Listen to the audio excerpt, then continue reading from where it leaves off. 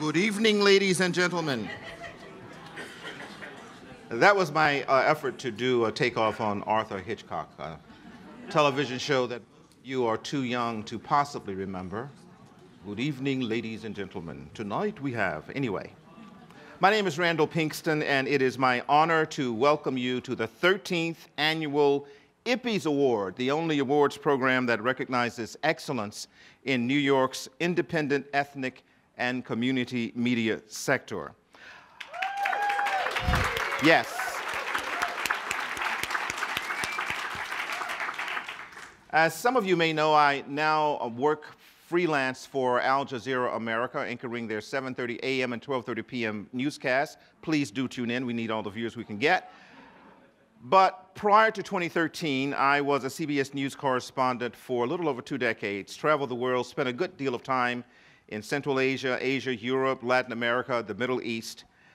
But as so many of you know, you do not have to leave New York City to learn how people from around the globe think about events in their countries or in this city.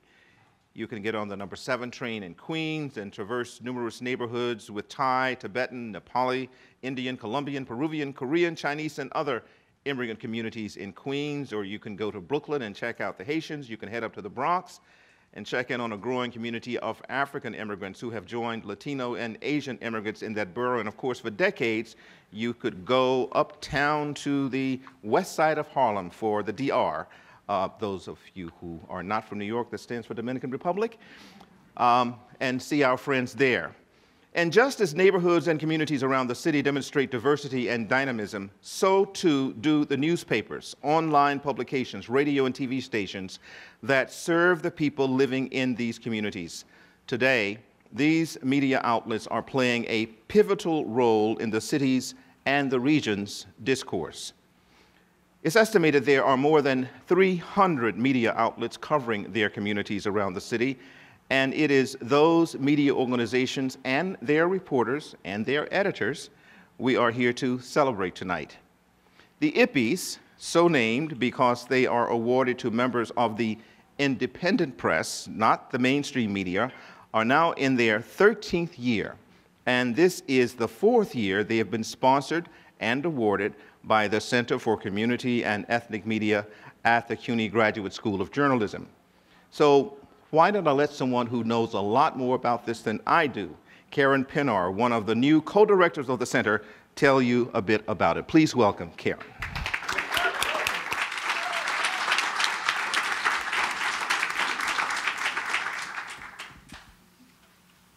Thank you, Randall.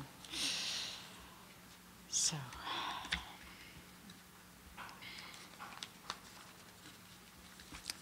hola, здравствуйте, assalamu alaikum. Greetings and a warm welcome to everyone. As co-director of the Center for Community and Ethnic Media at the CUNY J School, and as editor of Voices of New York, our flagship online publication, which showcases the work done by so many of you in the audience, I'm happy to be here to greet you all. However, I have to say I'm very sorry that my colleague and co-director of the center, Jahangir Khattak, who so many of you know so well, is not here alongside me tonight. Jahangir was unable to attend because of a sudden death in his family, and he's in Pakistan now. For many years, Jahangir has worked tirelessly for the center and has been instrumental in reaching out to so many of you in the community and ethnic press to ensure that the center is aware of your needs and concerns. He asked me to convey his regrets to all of you that he could not be here to celebrate your successes with you. Now, at the Center for Community and Ethnic Media, we try to do a lot, but sometimes I worry that we don't do quite enough. Some of the emails we've received over the past year from readers of Voices of New York reinforce this feeling. Let me give you a few examples. One recent email addressed to Voices had the subject line, "Looking for relatives." I'm looking for information about a Polish magician that went by the name of McGregor and died sometime after 2000. His last name is Olednik and was buried in Orchard Lake. I'm not looking for myself, but for the relative that lives in Poland. Could you help me? Then there was this email. "Hi, we're looking at your website and we're passionate about what you're doing with your restaurant. We think Alex's meat will be a good fit in your kitchen." Some of the emails we receive give us wanderlust. "Dear dance lovers, I would like to invite you and your dance school to participate at Montenegro Dance Festival 2015. And it sounds as though word got out that we were a dance school, because we also got this email. "I study Korean traditional dance in Korea. Now I study English in New York, so I need work. Can I teach Korean dance?" Finally, our favorite is from last November with the subject line, "Need a room for 5 days. Do you have a room we, 1 to 3 people, can use from December 6, 7, 8, and 9? Which actually is 4 days, but anyway. We have work to do at the UN. It's hard to commute from Philadelphia to New York, back and forth. Well, I can tell you that we aren't a hotel or a restaurant or a dance school. What we are is a center at the journalism school that tries very hard to represent and to help the community and ethnic media in this city. We surveyed the media sector to produce a directory called Many Voices, One City. We publish research on this sector and have a study forthcoming on the adoption of new communication technologies by ethnic media, based on surveys of our members conducted by researchers at the State University of New York in Albany. Each year, we run numerous training sessions. Last year, the count was 38. In order to help community and ethnic reporters and editors gain new skills, from making better use of social media tools to sharpening their investigative reporting skills to learning video production. And this summer, the center will be selecting journalists to participate in a new multi-session training program in covering business and financial news of importance to communities in the metropolitan area, offering pointers on covering everything from financial scams to international money transfers. We convene roundtables and newsmaker events for reporters and editors, inviting them to ask pointed questions of city officials. Among the newsmakers have been Mayor Bill de Blasio, City Council Speaker Melissa Mark Viverito, who you'll hear from later tonight, Schools Chancellor Carmen Farina, and Nisha Agarwal, the Commissioner for the Mayor's Office of Immigrant Affairs. This year, New York One's Errol Lewis, who also runs the urban reporting program at the J School, is directing our Newsmaker series. We've introduced something new. At every event, 2 journalists from the ethnic press will join Errol as panelists. The most recent guest was public advocate Letitia James. Errol is planning a spectacular lineup of guests, so check your inbox for those emails from the center. Also this year, the center will unveil new efforts to help media outlets improve their marketing and boost ad revenue, a perennial and pressing concern for them. Finally, at our flagship site, Voices of New York, we continue to feature the excellent work of the community and ethnic press, supplemented by stories original to the site written by students and freelancers. For instance, we went to Jackson Heights to get immediate reaction on the devastating earthquake in Nepal, running a translated story from the local Nepali press, along with an audio report and slideshow by a J-School student. We've translated and run stories about and of interest to the immigrant community, from the treatment of day workers in New Jersey to the shackling of undocumented Garifuna immigrants in the Bronx, to the rise of so-called maternity hotels in Chinatown and Flushing. We've published reaction to the Eric Garner, Akai Gurley, and Freddie Gray killings with stories, photographs, and videos. And we cover cultural events and run articles under the Ethnic Eats banner because we believe that the arts and food are windows onto different cultures, and that stories like these can enhance cross-cultural understanding. All of these stories that I just mentioned ran within the last 6 months or so they aren't candidates for Ippies Awards this year, but check back next year, some of them might be. Now I'd like to thank a few people. First, I want to express my heartfelt thanks to Gary Pierre. It was Gary who brought the idea of the center to the CUNY J School and served so well as its first executive editor, and who was good enough to hire me as editor of Voices of New York. Jahangir, who worked closely with Gary for more than 4 years, told me that on a personal note, he wanted to thank Gary for his leadership and advice, and I second that. So I'd like us to give Gary a round of applause.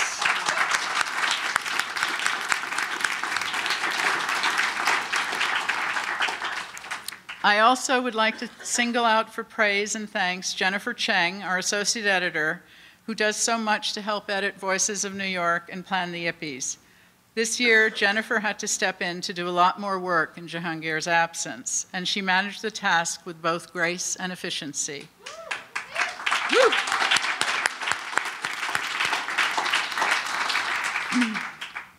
Gogi Padilla did a super job with all the arrangements for this celebration, while Deb Stead offered all-important editing advice. We also had great assistance this year from current and recent CUNY J School students, including Kanya Krit von Katjakorn and Jennifer Lehman. And our Korean intern, Yehyun Kim, helped out with online messaging about the event. But the person I most want to thank and want to introduce to all of you with great pleasure is the person who's responsible for making the center a reality at the CUNY J School, for supporting and promoting its activities, and for naming Jahangir and me co-directors. That person is, of course, Sarah Bartlett, Dean of the Graduate School of Journalism. Please welcome Sarah.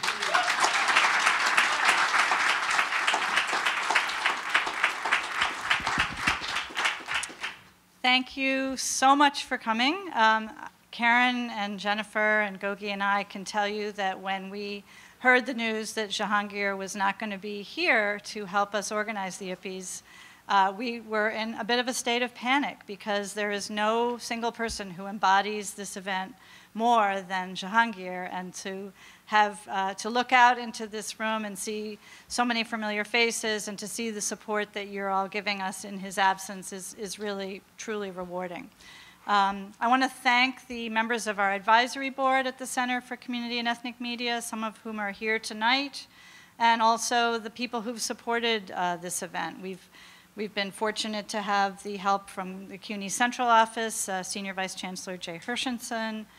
The Open Society Foundation this year is joining us as a sponsor. We're delighted about that. The Knight Foundation, again, 32BJ, Con Edison, Metro Plus. All of you are really here to help us make this not only a warm and engaging event, but also one that is able to give $10,000 in rewards to the contest winners. So I think let's give our sponsors a round of applause.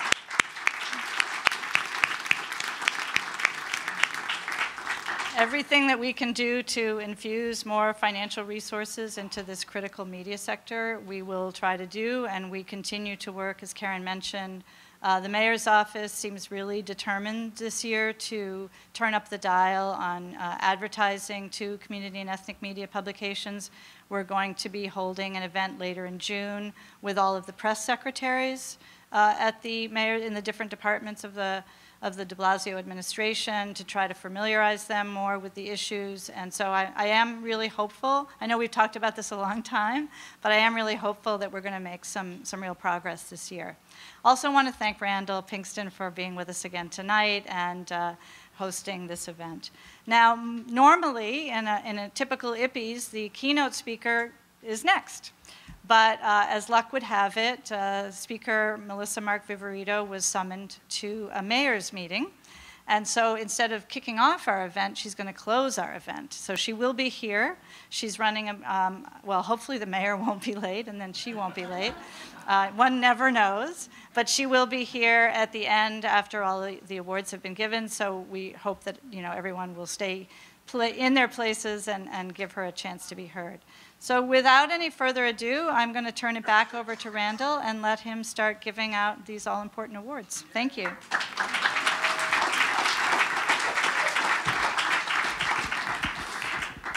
Of course, you know, Dean Bartlett, how we reporters like to be conspiratorial. So you had a round table with Mayor de Blasio, did you? And it was a pretty tough round table, eh? You better hope that she shows up. It's a joke, it's a joke, it's a joke. Thanks. Not.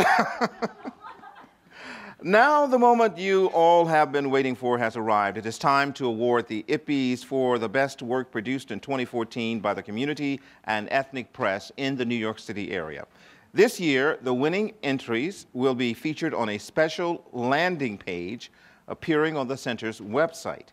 In addition, the Huffington Post has invited winners to blog about their entries. You can see Karen about this. Isn't that nice? So this year we received a record number of entries, 210 from 41 media outlets and a handful of freelancers.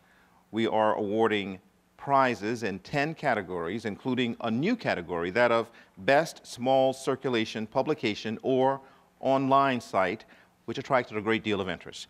First, second, and third place winners will be named in all categories. Now, to assist tonight to announce the winners is Tom Robbins. Tom, as you probably know, teaches investigative reporting here at the CUNY Graduate School of Journalism. He was the lead judge for the Ippies investigative category and is an award-winning investigative journalist who recently detailed the abuse and violence toward prisoners by prison guards at Attica in a powerful investigative story which was published in the New York Times. Right after our presentation of the Ippies, a new award called the Voices of New York Award will be presented by Karen Pinar. So don't go away. I'll be calling Karen back after Tom and I have handed out the Ippies. Now, each Ippies category was reviewed by 2 or 3 judges drawn from the CUNY Journalism School faculty and professional journalists. The judging panels worked independently of each other, and the winners are known to only a handful of people in this room. Judges, please stand and accept our thanks for your hard work in selecting the finalists. Judges, please stand. Please stand in the rear. They're all in the rear. Give them a big round of applause. Thank you. A few brief instructions for the winners. When you hear your names, please come forward to the podium to receive your awards. This side, I would think. In order to keep the program moving along smoothly, we ask that you refrain from taking photographs during the presentation. After the awards, we will hear from City Council Speaker Melissa Mark-Favorito, and then official photographs will be taken in the Research Center off to your right, and these photos will be shared online tomorrow, and you are all welcome to take photographs in the Research Center as well.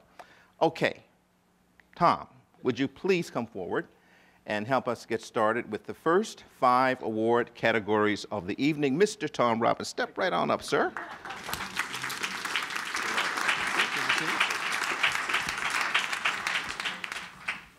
All right, folks, you know, of all the events that they have me do here at this great school, this is my favorite. This is the best, absolutely the best, to see everybody. And I think this is the biggest yet. I think that we've never had one as big as this room. So it's wonderful to be here, and I will get right to the important stuff, but I want to say one other thing first, which is just that, to me, it's really devastating that Jehangir Khattak is not here, and I would just like to give one more round of applause to him and to Karen Pinar for their work. Let them hear you in Pakistan. Louder. They really do great work. So, the first category, who's giving these things out? You giving them out? Okay, good. Very good, thank you. The first category is the best investigative, in-depth story. And here's what my fellow judges and I decided after careful deliberation. Garnering 3rd place is the Long Island Press, In Pursuit of Truth by Christopher Torwowski and Rashed Mian. The Long Island Press reporters dug into the story of Ronald Bauer, a mall guard who was wrongly convicted of serial rapes and served 22 years for crimes he did not commit. Even after his release from prison, the story didn't end. There was a look-alike suspect who was an NYPD cop who beat 2 cases, but about whom much suspicion still lingers. Then, amid intense opposition by district attorneys in both Queens and Nassau County, the assistant attorney general in charge, who had championed Bauer's release, abruptly left his job with no explanation offered. It was an incredible saga. Exoneration cases are never simple, but the Long Island Press, which began reporting the Bowery saga years earlier, stuck with it. Congratulations to the Long Island Press. You guys here?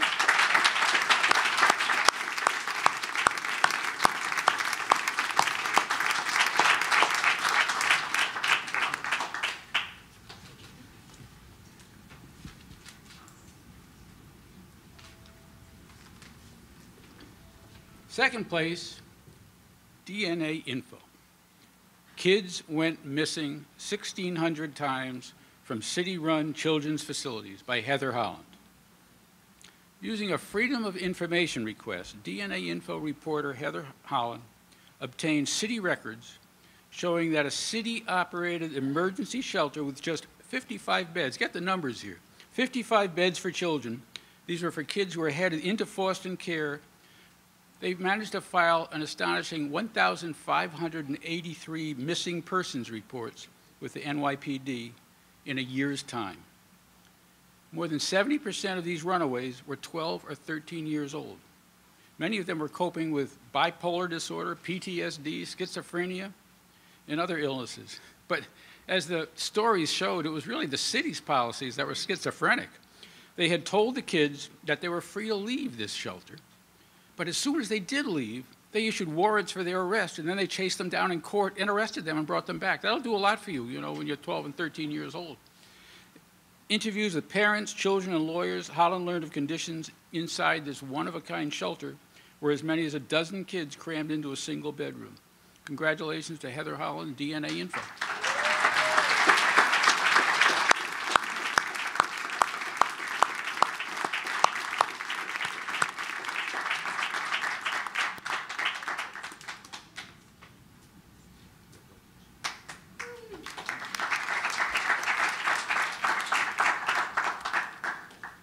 And the winner for the best investigative story is The Forward, for Hasidic Enclave Keeps Its Secrets and Elusive Rabbis' Tight Control by Frimet Goldberger. This is another astonishing story. Frimet Goldberger managed to pry loose just a few of the secrets about the village of New Square. Up there in Rockland County, it's one of the poorest enclaves in New York State, and 2/3 of the Orthodox residents live below the poverty level. But she took a look at the guy who was in charge of the town, the top rabbi, and she found their ownership records for the Cadillac that was used to chauffeur him around, and she found that the property records about the $1 million vacation home that had been given to him. But most importantly, she uncovered how village leaders had suppressed information about sex abusers in the village, and the village's lone magistrate judge, this was a New York State authorized official who's held office longer than any other in the state, dismissed charges against those who were accused of molesting the kids. A phenomenal story. Frimet, you here? Congratulations.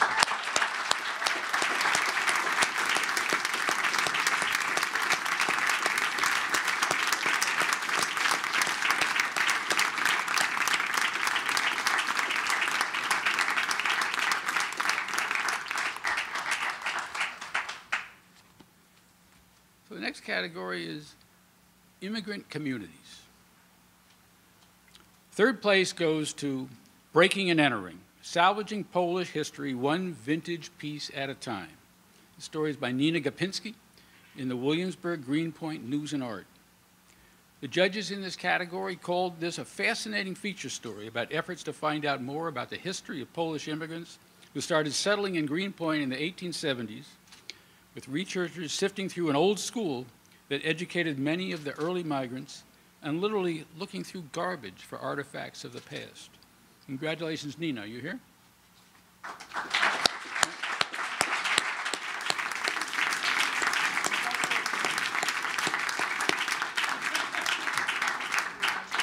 Congratulations.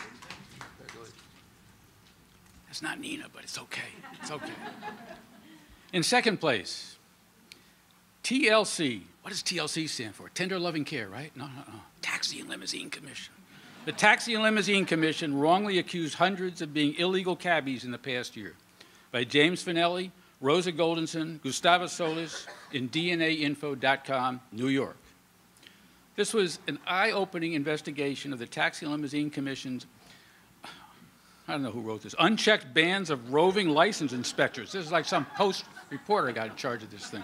Unchecked bands of roving license inspectors who targeted immigrants suspected of using their personal cars illegally for hire, stopping and seizing the vehicles of some people who were just picking up relatives or friends. I would just add, this was an amazing use of data. They got hold of all of these records in the Taxi and Limousine Commission, stuff any of you could get.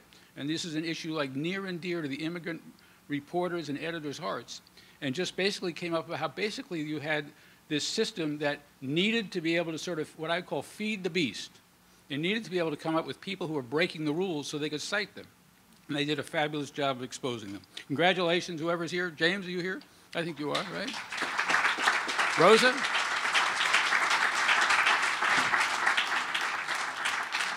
Gustavo? Congratulations.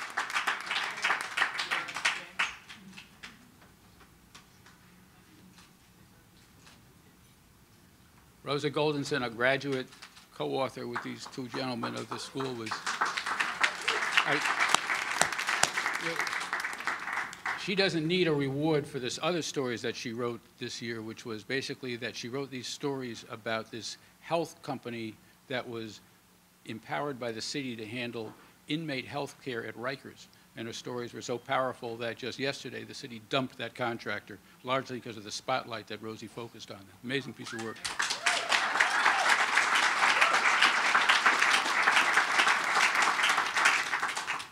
The winner in the category of Best Story about an Immigrant Community is In Brooklyn's Chinatown, Satellite Babies Grow into Runaway Teens. It was a multimedia presentation by Sinovision reporters Fan Kui, Joyce Lee, Kei Zhang, Bonchi Lee, and Michelle Zhang. The judges called this a moving and sensitive presentation of a story that everyone else missed.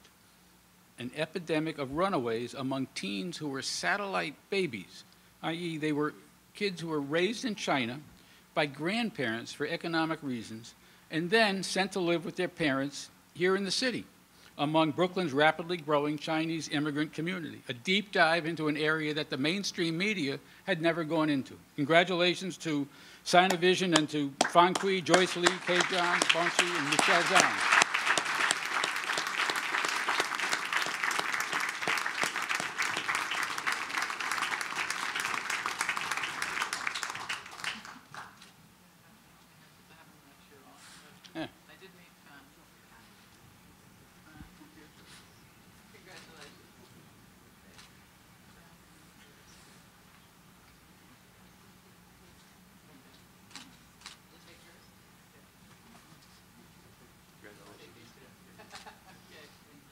Congratulations.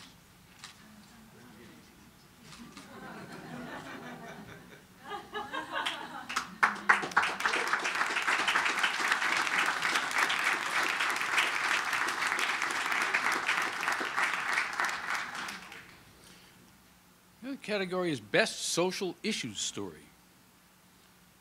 Third place goes to For Clients Sick or Not, Hospitals Serve as Safe Havens by Ruth Ford in City Limits. City Limits detailed how people in need of social services are increasingly turning to New York City hospital emergency rooms for assistance that often has nothing to do with medical treatment. A great look into what's really going on in the ailing hospitals. Ruth, are you here? City Limits, are you in town? There she is.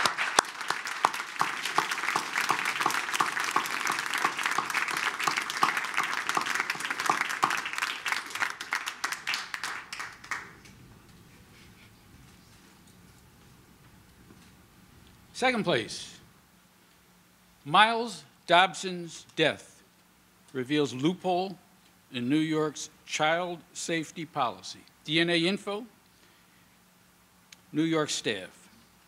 DNA Info's New York team revealed how a 4-year-old boy who was tortured and killed while his father was in prison repeatedly slipped through the bureaucratic cracks. The coverage spurred a push for Miles's Law, which aims to close a loophole that would prevent children of incarcerated parents from being left unsupervised. This is one of these terrible stories that we end up doing in the business that we're in, the profession we've chosen. But I got to say that DNA Info did just a full court press on this story. I think I counted about a dozen different pieces, starting from the event itself, working back through how it was that this innocent little kid could be savaged in this way and nobody be the wiser. Congratulations to the DNA Info staff who worked on that. Who wants to accept the award? Shannon, you're right here. I think you should step up and get it.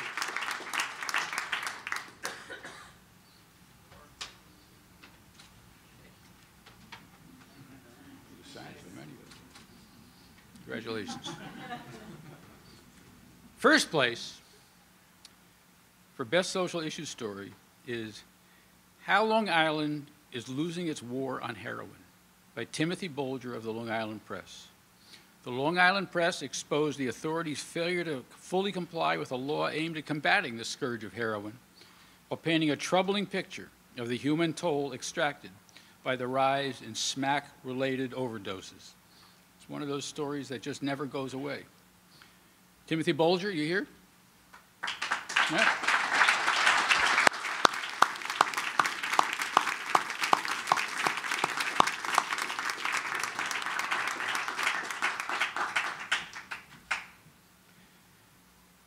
And now for our new category, Best Small Circulation Publication. That covers a wide area, doesn't it? This year, we decided to acknowledge the work of excellent and vibrant media outlets that don't have the resources or the reach of their larger competitors with the creation of this new category. Competition was stiff. We got 24 entries. Third place is Our Town. For more than 40 years, Our Town has been covering the Upper East Side community like a hyper-local. It leaves stories about Upper East Side celebrities and major institutions to other news outlets, and focuses instead on the day-to-day issues, events, and community news in its coverage area. The work submitted for review focused on the myriad small Upper East Side businesses and churches that recently have been forced to close their doors because of skyrocketing rents. They ran a well-seasoned editorial suggesting ways to mitigate further loss of long-time community institutions like these. Who's here for Our Town? It's here. There you go.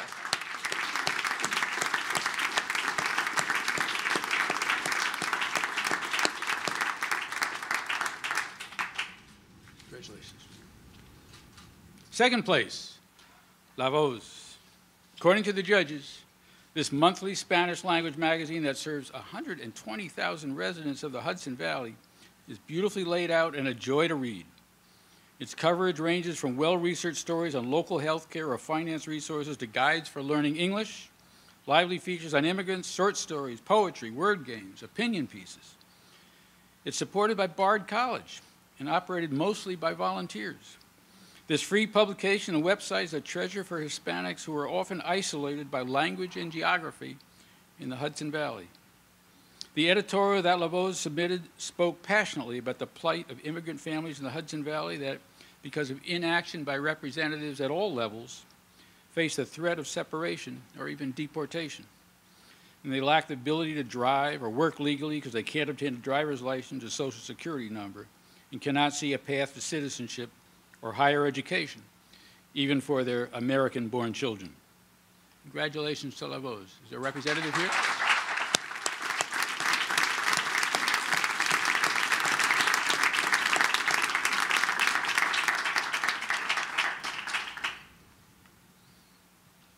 The first place winner is Norwood News. Norwood News, our judges said, consistently serves its Bronx neighborhood with a broad range of enterprise stories, notices of upcoming community and public meetings, editorials focused on its news area, timely coverage of news events or trends in the Bronx that no one else is paying attention to, features on neighborhood businesses and personalities, and notice of upcoming cultural events. The judges were impressed with the amount of original reporting that the weekly paper manages to do and the fact that it doesn't shy away from controversial topics that might upset local leaders or advertisers. There you go. The editorial featured in its submission urged the Bronx residents to go out to vote in the upcoming primary, noting voter complacency can likely slow the progress for the Bronx, a borough that's seen fragments of good government overshadowed by a rogues gallery of dirty politicians. Who are they talking about? My goodness. Norwood News, where are you?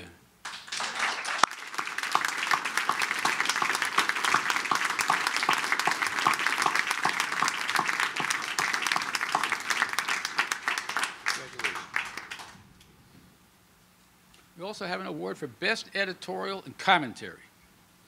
Third place, Our Time Press. The View from Here column from March 8th, 2014, New York City's ruling class of politicians love to call themselves progressives every chance they get. This piece suggests that the politicians put their money where their mouths are. Well, there you go, fighting words coming out of Our Time Press. Are you here? There you go, step right up. Hey, David Graves. Good to see you.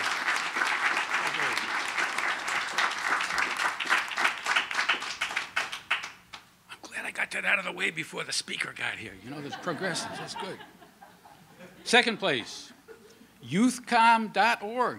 The Stereotypes in Racist Words by, is it Chimor? Chimor T. Mack? Chimor? Chimor? There she is. According to the judges, in this piece, a young journalist of color thinks with clarity and writes with grace in explaining why others' use of the N-word, or in her case, the S-word, is a mistake. Chimor? Am I saying it wrong? Oh, Elizabeth is stepping in for Chimor. Very good.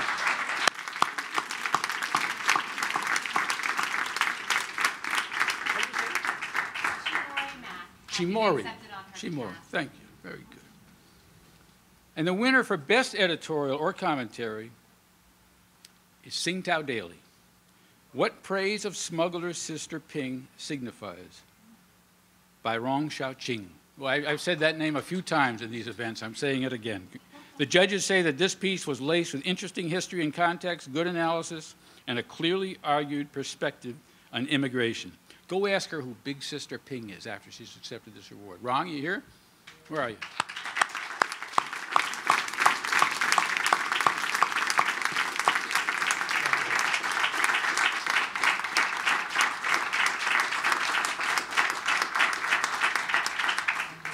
All right, that's it for me. I want to invite Randall to come back and announce the winners. We've got 5 more categories. Randall? Thank you, Tom. Moving on now for the category of Best Overall Design of a Print Publication. In third place is News India Times for the June 6, 2014 issue. The cover is well organized with a clear hierarchy of stories, said the judges. While there are a lot of stories featured on the cover, it is not overwhelming.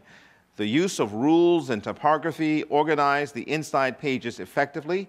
There is strong use of photography throughout, even for shorter pieces. So, third place, News India Times. Who is accepting? Congratulations.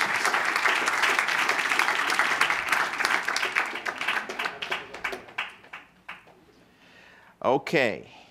And remember, the pictures are going to be next door after the awards. Just a gentle reminder. The second place award goes to WG News and Art, issue number 46. According to the judges, the design is very Web 2.0 and very striking. The entire publication demonstrates excellent typographic taste. The use of color is effective and not overdone. The publication feels airy and very readable. WG News and Art, please come forward to accept your second place award. Congratulations.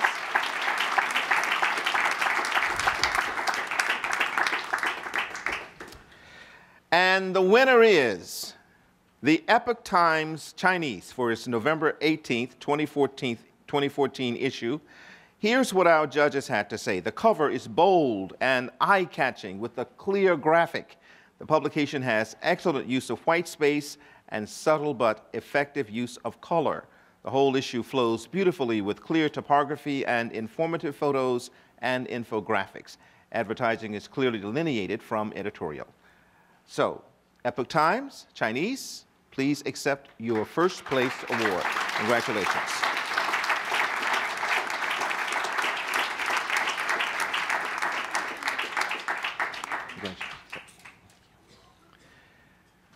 Our next category, Best Overall Design of an Online Publication, in third place is China Press. The judges said the China Press does a good job of organizing a lot of news and information into a very dynamic presentation. It effectively uses vibrant images and category headers to create visual breaks in its pages as well as to convey additional information. The site leverages floating navigation to allow its readers to jump off into additional topics and QR code technology for promotions. Okay, floating navigations, QR code technology, above my pay grade, but you know what they're talking about. Come on up and get your award, China Press. Congratulations.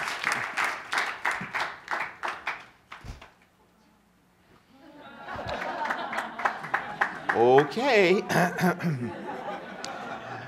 Pictures afterwards.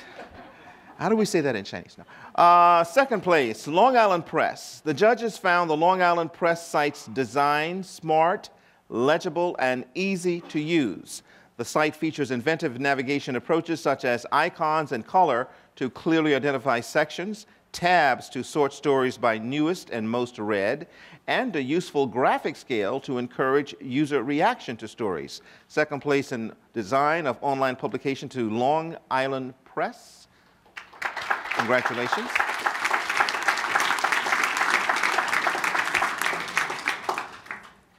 Second time tonight? Third. Oh, sorry. I thought I was keeping count. And the first place, Sinovision English website. Sinovision English presents a clean and legible website that works well when viewed on smaller screens too, said the judges. There is clear thought behind the ways in which readers can access content, as well as great editorial images to draw users into stories. The lively videos include engaging design elements. Sinovision English website, first place. Please come forward and accept your award.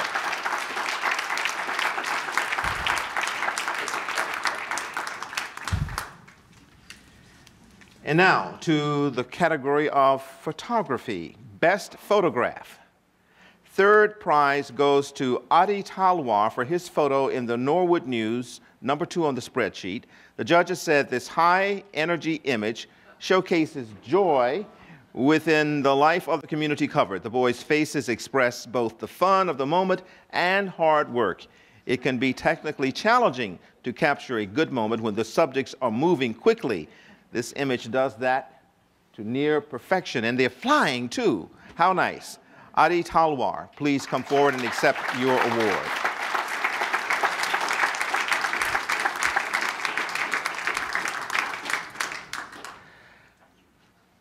Congratulations. Yeah, oh, thank you. All right, thank you. Congratulations.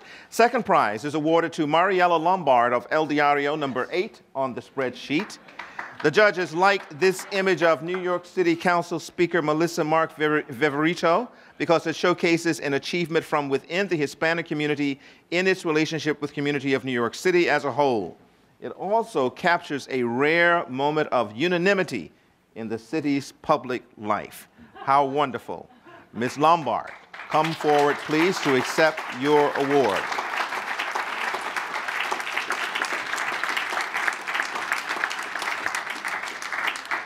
Did you? Oh, yes, please. Congratulations to her. First place, first prize goes to Mike Hong of World Journal, #13 on the spreadsheet. At its best, good photojournalism portrays the emotions of the community covered. This image of a mother mourning beside a grave expresses the grief of the Chinese community following the murder of a family in Brooklyn. It combines the power of a perfectly captured moment with careful composition. Mike Hahn, World Journal.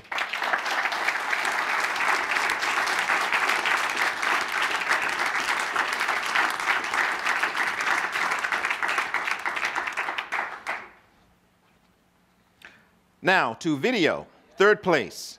Brooklyn Independent Media, Friendship in Brighton Beach. Beautifully shot and edited, the judges said the story of friendship and belonging was not only heartwarming, but also illustrative of the new generation of immigrants as they assimilate, yet still maintain their culture and tradition. Brooklyn Independent Media, who's here to represent? Congratulations.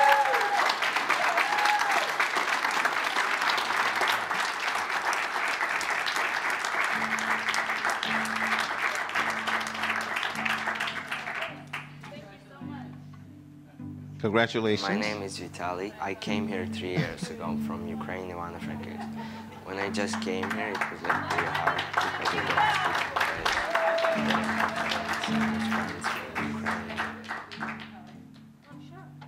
At home, I speak Ukrainian, but my stepdad, he's like Russian. So. Second place, Sinovision. Okay, now, fight for SHSAT. SHSAT.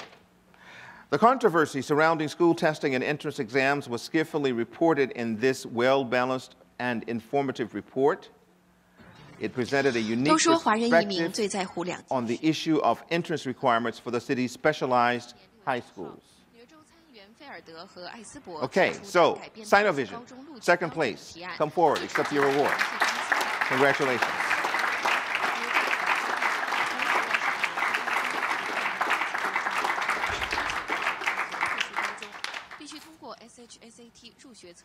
And the winner in the category of Best Video is the Jewish Daily Forward for Shalom Blumenberg. Well-balanced and informative, said the judges. This video presents the controversy surrounding a large-scale development in an upstate village. It captured the swiftness of the change in this community and the feelings around gentrification and cultural difference that often don't get heard in neighborhoods where change progresses more slowly. The Jewish Daily Forward, first place winner, please come forward. Thank you. Profits are high over a big residential development that is being marketed to members of the large Hasidic community. To the category of multimedia packages, third place, El Diario for Historias de New York, Nuevo York. Here is the judge's statement. With engaging photography and text, El Diario shows how New York is experienced by Mexicans, Peruvians, Dominicans, and Spanish-speaking New Yorkers who make a living as fast food workers, teachers, and entrepreneurs.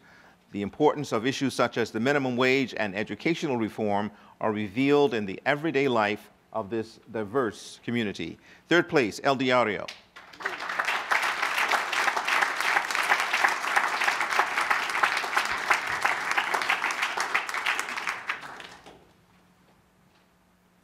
Second place, DNAinfo.com for How Diverse or Not is Your Kid's Public School. The near total segregation of New York City's 1,600 public schools is vividly illustrated, the judges said, in DNAinfo.com's comprehensive interactive map, which allows parents to check the racial makeup of individual schools. The accompanying text explores strategies to overcome segregation. Second place, DNAinfo.com. Congratulations.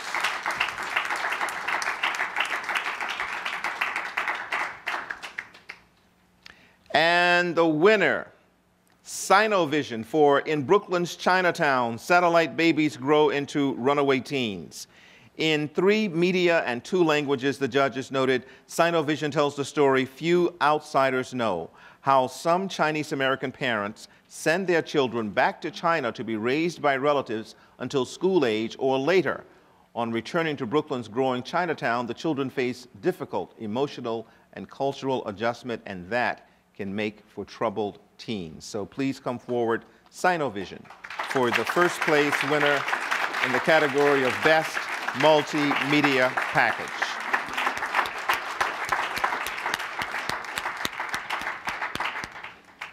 Congratulations.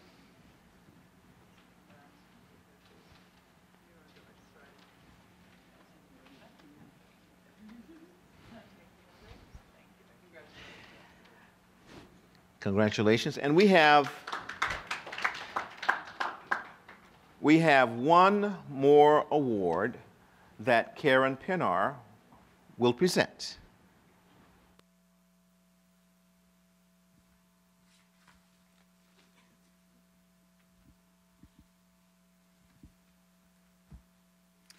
This year, we are introducing a new Voices of New York Award, which comes with a check of $500 to single out a member of the community and ethnic press who we believe has done some extraordinary work that is well worth recognizing.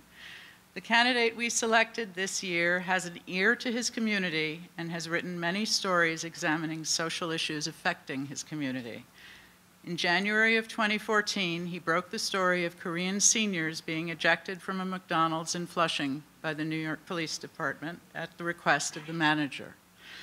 He has followed and updated that story and written many others that shed light on the life of Koreans in America. Dedicated and thoughtful in his reporting, Jiha Ham, reporter for the Korea Times, is the first recipient of the new Voices of New York Award. Please come up, Jiha, and accept your well-deserved award.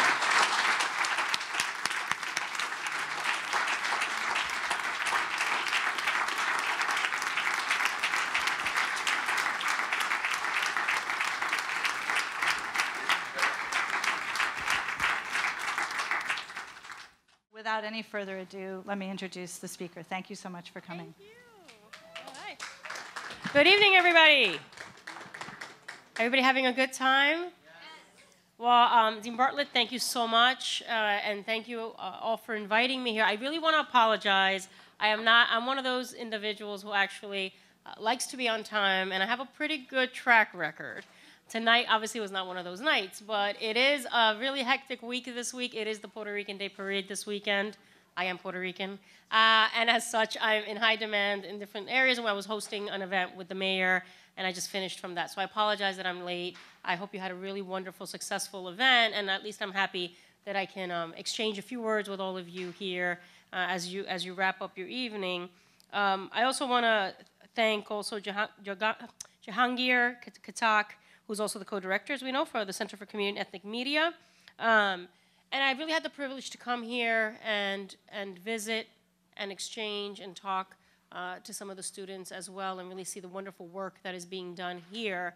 And as Dean Bartlett has said, I really have focused, as a Latina, as someone who is bilingual and bicultural, I fully understand the importance that ethnic media plays in getting information out into our communities and into pockets of the city where maybe mainstream media, right, is not really read or seen or heard. It's more of the local papers and papers in the languages of the communities that are diverse throughout the city. So understanding that as an elected official, that we need to embrace that reality. We are a diverse city, and we get our information in many different ways, that I wanted to, as Speaker of the City Council, figure out a way that we could have an approach that was embracing of that notion, that really was welcoming and did outreach to the diverse communities in the city, and made myself and the City Council accessible as a way of getting information out. To be effective in the work we do, we need to really be in touch, in tune, and in constant dialogue with all of the city.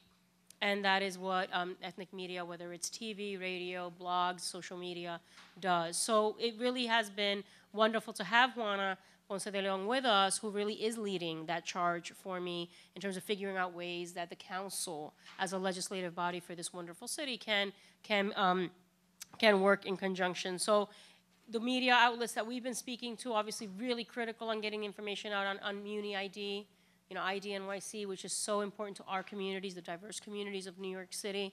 When we talk about the great work that we've been doing on behalf of unaccompanied minors and getting legal representation to them, we know that ethnic media has been the one that has really gotten that information out there. So I'm really excited about what we've been able to accomplish in a short period of time, and it is through partnerships with all of you, and with the center that really make that a reality. So I want everyone to know that you have a real friend and an ally in this speaker and in this council, and we're making that a reality, and we want to embed that in a way that won't be reversed, right, whenever the next speaker comes or in whatever direction the council goes. We want it to be part of the modus operandi of the council, so really excited to do that. So I just wanted to come by and congratulate you on the successful evening.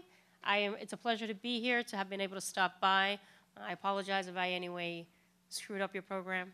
But have a great evening, everybody, and please feel free to welcome me back in the future. Thank you so much. Don't go. Oh, okay. Stand right there. Can I push you to? Yes. We have one more little item, which is that in March of last year, Not long after Councilwoman Mark Viverito won her position as Speaker, her district suffered from a terrible gas explosion, which I'm sure many of you will remember. 2 buildings in East Harlem were leveled by the explosion, and 8 people lost their lives in this tragic development. One of our students, Scott Clockson, happened to be there and captured the moment with a powerful photograph. And when the speaker was visiting us recently, she immediately spotted this photo on our wall, and we're delighted to be able to give you your own copy tonight. So thank you again for coming. Thank you.